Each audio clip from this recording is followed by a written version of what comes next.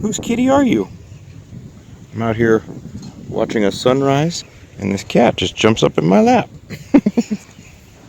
You look like you're well taken care of anyway. She lives on a boat. Aw, you're a boat kitty. You're my new little friend, aren't you?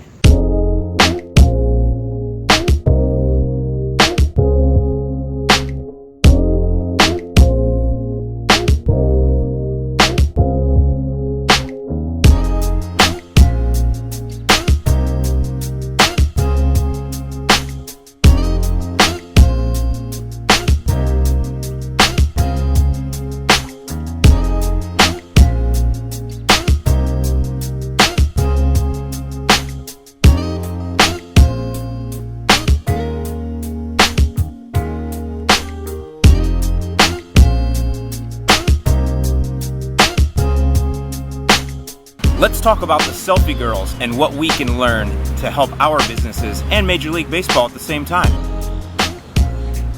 Well, good morning and welcome to another episode of Blogger Illustrated. I'm Allyn Hane. So today we're going to talk about something that's been in the news that's really got me kind of fired up. What it was a bunch of sorority girls at a baseball game, Colorado Rockies and Arizona Diamondbacks. The Fox News commentator Bob Brenly and some other guy were making fun of these girls because they were taking selfies during the game rather than watching what was going on in the field. And they spent quite a bit of time just making fun of them, pretty much calling out the way millennials act these days. Here's a quick clip to give you a reminder. Every single one is dialed in. Welcome to parenting in 2015. They're all just completely transfixed by the technology. Oh, hold on. I'd take a selfie with the hot dog, selfie with the churro, selfie just of a selfie. So I'll talk more about Bob Brenly in a minute. But let's just think about the issue at hand here. You have these girls sitting at this professional baseball game, and what's going on in the field is not very interesting to them. They would much rather be inside the screens. That's not a problem with millennials, though. That's a problem with baseball. You see, because baseball, like many other businesses today, has lost its way, and it has not kept up with the times, and is falling behind, and probably will be hemorrhaging cash pretty quickly if they don't make a change here. There are things we could all complain about with baseball. The fact that they play like 3,000 games a year now. I mean, I'm not even going to talk about the fact that pitchers are coddled now, that they're only expected to play every 5th or 6th game for 5 innings before they get relief. The fact that in the National League, they're pretty much a wasted at-bat. I mean, come on. I mean, I like home runs. I like a lot of scoring. Why don't we legalize steroids, bring the bases 10 feet closer, and bring in aluminum bats? That'll keep people interested. So what does it tell you about baseball when Brenly himself, a guy that's entrusted to tell the story of the game live on air, doesn't even have his own Twitter handle? Let's talk about what the millennials, and me, a millennial trapped inside of a 42-year-old body, really want at a baseball game nowadays. And the way that we can see what people want in baseball is to look back in baseball's history. And it's fitting that today I'm here at historic Miller-Huggins Field, or Huggins-Stengel Field in St. Petersburg, Florida at Crescent Lake. Some of the best spring training games that the Yankees ever played were played right here on this field. Babe Ruth walked right here. And the first thing to notice is, look at how wide open this is. You don't see any kind of barriers besides the regular fence, which probably wasn't even here when they did spring training here.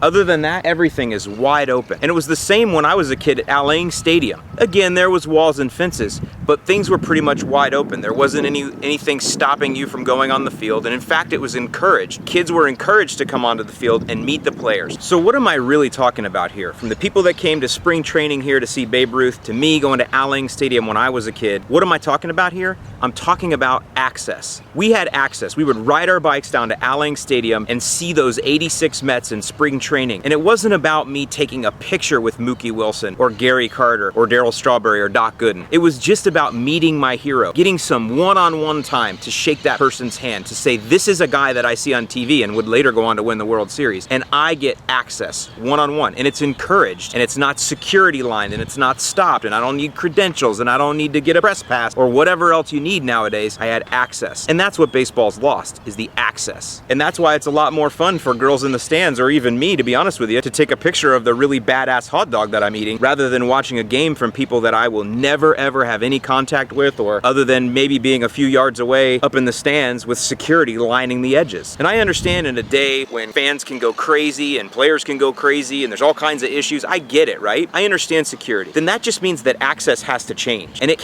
can change right now through the power of what those girls were doing in the screens at that very game that Bob Brenly and so many other people made fun of them for. Nowadays, access happens in the screens, and I know I keep mentioning that, but the screens are everything. The world is in the screens, my friends. So let's try to imagine those girls taking those selfies. Where are they posting them? I'm gonna guess Instagram, probably Twitter, and probably Snapchat. We'll just use those three. How could Major League Baseball incorporate those social media platforms to give access to the now? So the first thing that I would do is I would get at least 10 players on each side to live tweet during the game. And I would have a hashtag that they're using that the fans can jump in and use. And you can curate a hashtag pretty easy using a tool like Tagboard. And I would put that live stream of that hashtag from Twitter up on the Jumbotron. You've got the largest, most expensive screens in the world inside your stadium. Why wouldn't you use them? I can tell you right now, if you want people to focus inside where the game is going on and the scoreboard that talks about what's going on with the game, the stats, which is really what baseball is all about, why wouldn't you get people to focus on the scoreboard itself? And the best way to do that is to let them see themselves, and the best way to let them see themselves is to stream live. They do this at conferences all the time. In fact, to me, some of the most fun I ever have at going to a conference is actually watching the Twitter feed while someone is speaking and watching the Twitter reactions live in real time, especially if the players are playing along in there as well. You know that there's tons of banter that goes on between players, good and bad. It would be fun to be able to have inside access to that live and in real time. I would also encourage the players live during the game to reach out to these people that are tweeting. How cool would it be if I'm at a Dodgers game and I tweet to Clayton Kershaw, hey dude, your fastball's really on today, keep it going, with a picture that I took from my spot in the stands. And then in between innings, he got on and video responded and goes, thanks Al, glad you noticed. I'm feeling great. The next strikeout is for you. Think about how that would make me feel. That's a video response that would come right to me. Not everybody else would see it too, but think about the access there. Think about what you would do to me as a fan if you video responded to a super cool tweet that I put on your hashtag live during the game. There is no greater access than that. In fact, that would be way cooler than actually meeting you, to be honest. And since I ripped on Bob Brenly for being a storyteller who doesn't have Twitter, let's talk about the stories that could be told on Snapchat. Imagine what goes on during these games between the players. I would love to watch Snapchat stories during an entire game. They would probably be more interesting. It would definitely be background access, behind the scenes access, but it would probably be a lot more interesting than just watching the game. Why? Because I'd understand. This reminds me a little bit of the in-car radio that you can do at NASCAR, where you can actually hear what's going on. That's what makes going to a NASCAR event live so great. It doesn't even matter what you're watching out there. It's understanding the emotions and the feelings that the driver's going through by listening to his in-car radio. And speaking of live events, if all of this access was available, don't you think every game would probably sell out? There's a lot of other stories I want told too. I'm interested in the groundskeeper because, as you know, I'm the lawn care nut, professional sports field manager. He's like he's reached like the pinnacle of the green industry. How many lawn care kids are out there that would love to see exactly what goes on during a game with the field? Not only how did you get those stripes in there, because everybody wants to know that, but how do you maintain it during the game? What do you do between innings, and why do you do it? And what are you concerned about? And what are you going to do right after the game to make sure that this field is prepared next? That's a story right there that's never been told as far as I know, and it can be told in real time and followed in real time. And I bet you the groundskeepers at these fields could probably have a lot more followers than some of the players do. And speaking of that, one of the best things about going to a Cubs game is watching the guys, the vendors, right? And how they're vending beer here, and all that kind of stuff. I would love to see behind the scenes one of those guys. I'd love to see their Snapchat stories live and in real time. And it's gonna make me love the sport all that much more, because I have access.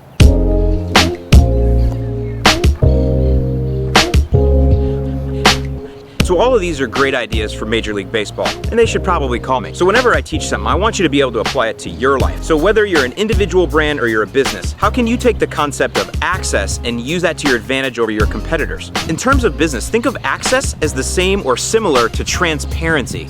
What kind of behind the scenes transparency can you offer that your competitors don't? So I work with a lot of auto dealers, so I'll give you an example there. Obviously, if you've ever bought a car, you know it's a daunting process. And there's a lot of things that you don't have access to. You don't have the knowledge of. You don't know how they do your trade-in. You don't know much about the financing. You don't really know how they negotiate pricing. And how does this really work if I'm under sticker or over sticker or invoice? Or what does it mean that you sell 900 cars a month and you tell me you're the volume dealer? What does that mean for me? It doesn't mean anything to me, really. And in fact, that's why people don't like buying cars. So I've always said that the next winner in auto is not going to be the guy with the lowest price or the best gimmick or the most awesome marketing. The next winner in the auto space is going to be the guy that offers access or complete transparency transparency. And I challenge you, if you're an auto dealer, and especially if you're a general manager or even a general principal or an owner, why don't you do a daily vlog for 365 days of your life behind the scenes? Complete access to what it's like to be you. The way you deal with your employees, the way you deal with your customers, the way you deal with your family, the way you deal with your vendors, the way you deal with your OEM.